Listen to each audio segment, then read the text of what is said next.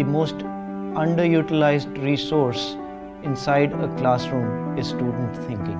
Today, everybody in every organization that is going to be successful needs to exercise leadership, needs to think, needs to imagine, needs to create things. How do we get students to think in classrooms if we're going to divide our entire curriculum into subjects? Create a society where children want to contribute. Everything moved around what we wanted to give back to the society. I think that paved our way for everything in the organization. The depth, the creativity, the intelligence with which they come up and have arguments, discussions, solutions, reasons for everything is beautiful.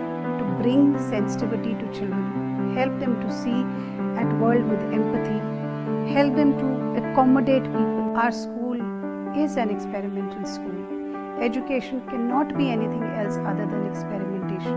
And as long as we are willing to take that less risk, education will remain fertile. I have worked in international schools for the last 30 years, and I was eager to work with a school that could bring the best of international standards into a local context. We're all global citizens, whether we've ever left our neighborhoods or not, because the world is so interdependent. I'm also extremely energized by the colleagues I work with, especially on the leadership team, but also throughout our faculty and our support staff. I get to work with teachers literally all over the world. I have never met a group of teachers that are more dedicated, more serious, more committed to doing work that's going to make a difference in their students' lives. The first year that we came here, we saw a dedication to doing project-based work.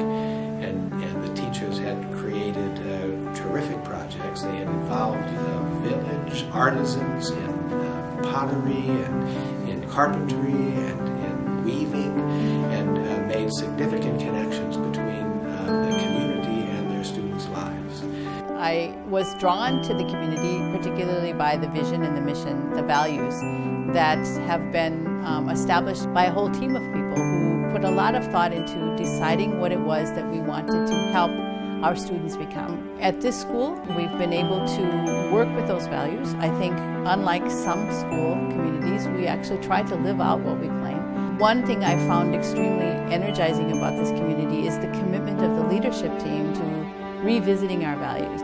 Now that we've been in existence for about 12 years, we've actually had an opportunity to see students go all the way through our system.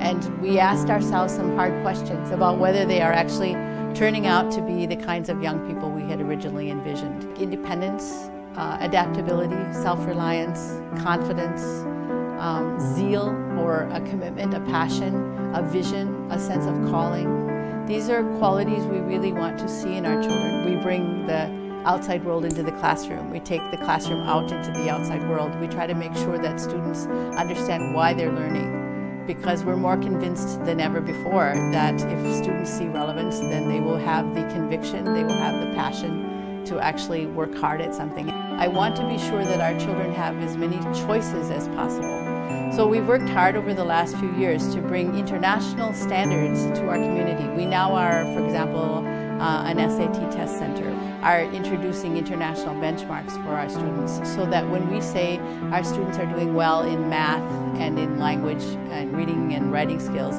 we're not just talking about within the local Indian or NCR North Indian context, but on a global scale. Being part of a community where people love what they do, where they come to work with enthusiasm every day, where the students find learning a joy, those are reasons why the community as a school is growing. It is the journey of love, affection, care, commitment. And I think we aim at bringing that to our kids. At Heritage, we teach children, not subjects.